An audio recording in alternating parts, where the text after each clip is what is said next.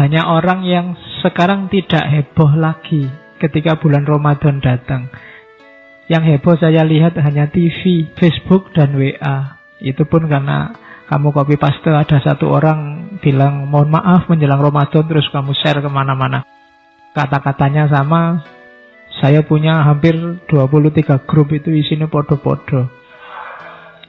Ya memang agama Islam menyuruh kita senang dengan kedatangan Ramadan. Orang Jawa zaman dulu mengekspresikan senangnya dengan tradisi-tradisi. Di Jawa dikenal megengan.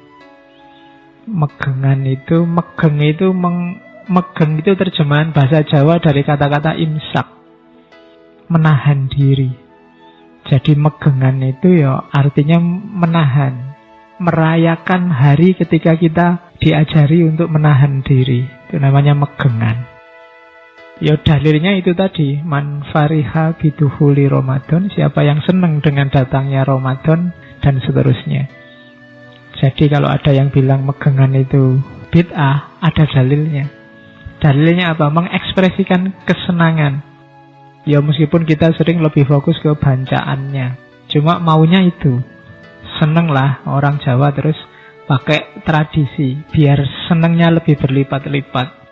Dengan segala macam atributnya, makan-makannya, sodakohnya, syukurannya, dan lain-lain. Jadi hebohlah, tidak apa-apa, Ramadan ini datang. Banyak yang bilang, ala pak puasa aja, sudah biasa kita puasa, sejak kecil sudah puasa.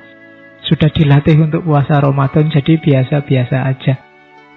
Iya, berarti level puasa kita memang masih di level itu. Harusnya kita wow, kita dapat momen bagus dari Allah. Saya membayangkan perintah puasa itu kayak mahasiswa disuruh bikin makalah. Disuruh bikin makalah itu kan kepentingan kita loh sebenarnya itu. Kita jadi pinter nulis, kita jadi baca-baca. Apalagi dosennya bilang wajib bikin makalah 15 halaman. Kita kan geruneng. Masa bikin orang capek aja, otoriter. Loh enggak, bikin makalah itu tidak untuk kepentingan dosennya, untuk kepentingan mahasiswa. Kalau kita nggak dipaksa bikin, kita nggak akan bikin.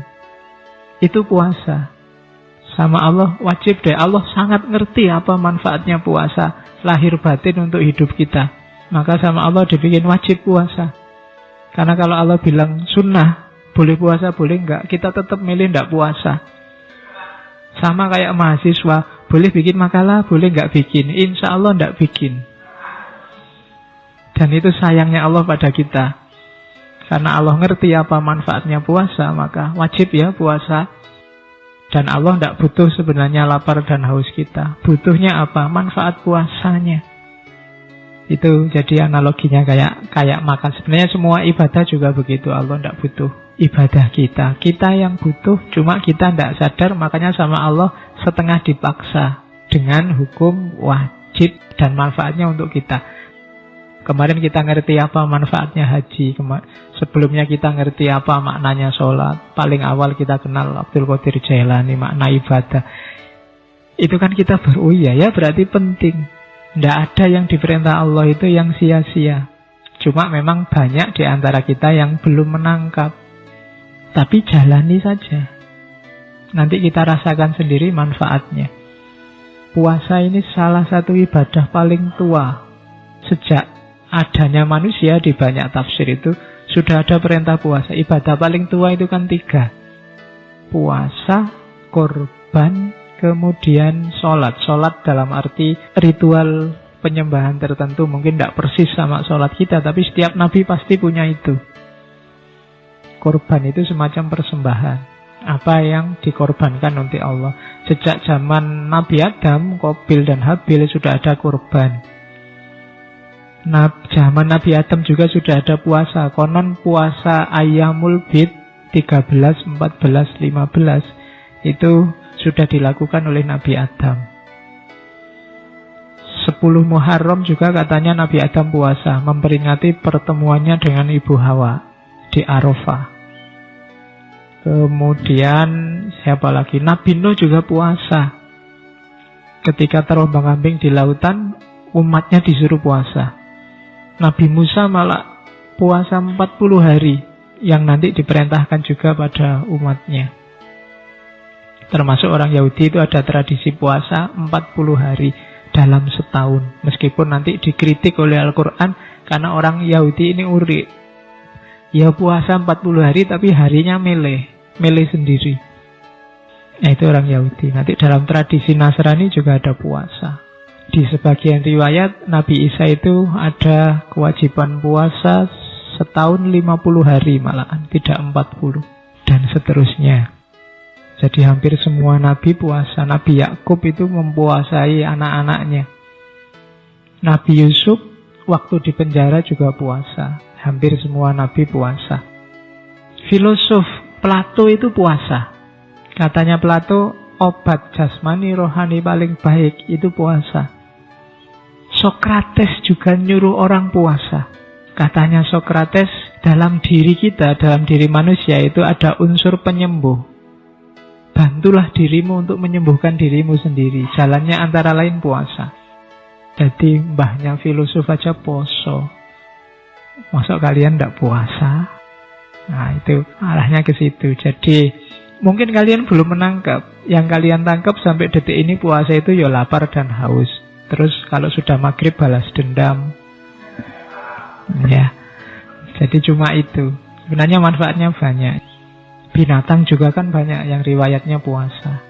Yang paling terkenal kan kisahnya ulat yang jadi kepompong terus jadi kupu-kupu. Atau ayam yang puasa ketika dia mengerami telurnya 21 hari malahan. Apalagi ular ketika dia ganti kulit dia harus puasa. Apalagi beruang kutub waktu hibernasi juga puasa. Apalagi ikan salmon waktu dia migrasi besar-besaran yang jaraknya bisa sampai 1000 mil itu dia harus puasa biar bisa gesit. Kalau nggak puasa dia nggak bisa gerak cepat, nggak bisa nututi teman-temannya. Maka puasa bareng-bareng terus nyebrang bareng-bareng. Itu ikan salmon. Tumbuhan juga puasa, jangan salah. Beberapa tumbuhan itu kalau dia ingin tetap hidup, dia harus mau menggugurkan daun-daunnya tertentu. Ketika dia bisa menggugurkan daun-daunnya itu, maka daun yang lain selamat. Itu kan sejenis puasa. Jadi tumbuhan, hewan, orang-orang masa lalu itu puasa. Apalagi manusia hari ini. Itu belum kalau puasa kita terjemahkan tidak sekedar puasa lahir, puasa batin. Puasa ngomong, ya kan? Puasa internet, puasa HP itu banyak kalau mau. Dan jangan salah, puasa itu bisa jadi senjata. Orang demo kan ada yang mogok makan, itu kan puasa. Saya demo Pak, mogok baca, tidak bisa jadi senjata ternyata membaca. Yang bisa jadi senjata, puasa. Saya demo Pak, mogok sholat, paling orang karepmu. Tapi begitu kamu mogok makan, orang akan panik. Dan itu dulu dilakukan oleh Mahatma Gandhi. Gandhi itu kan senjatanya mogok makan. Jadi tahun 49 itu India kacau luar biasa. Orang Islam ngamuk, orang Hindu ngamuk. Indonesia hari ini masih untung, yang kelihatan ngamuk masih Islam saja. Kalau agama lain ngamuk, rusak kita. Dan bunuh-bunuhan habis-habisan. Saat itu Gandhi ini tokoh terkemuka, dihargai oleh Muslim dan tokoh suci dalam agama Hindu. Makanya gelarnya Mahatma. Jiwa yang maha, jiwanya besar.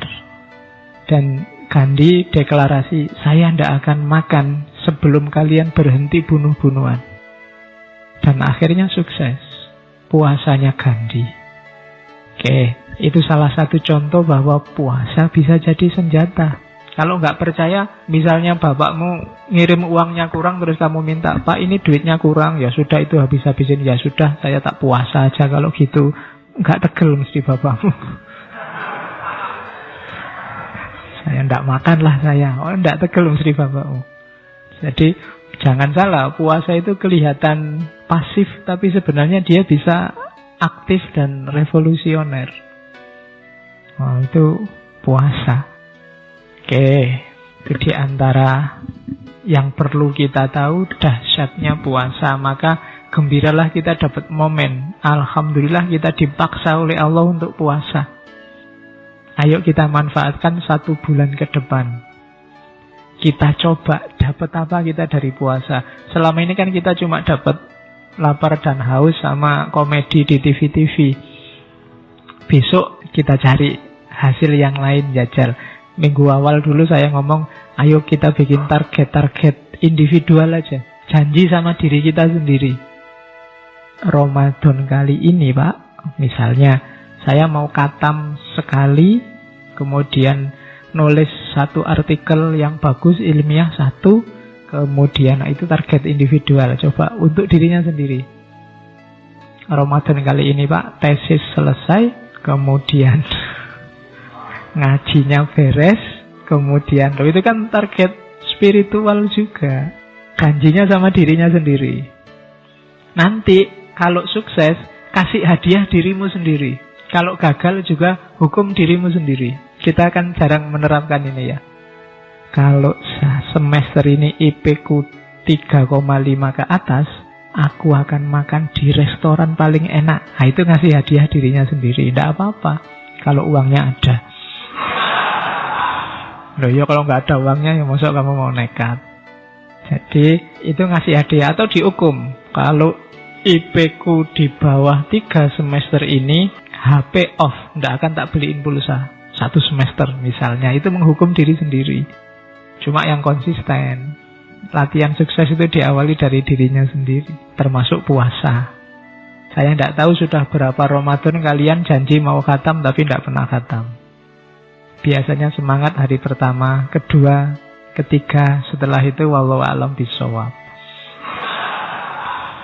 Ramadan ini ayo latihan.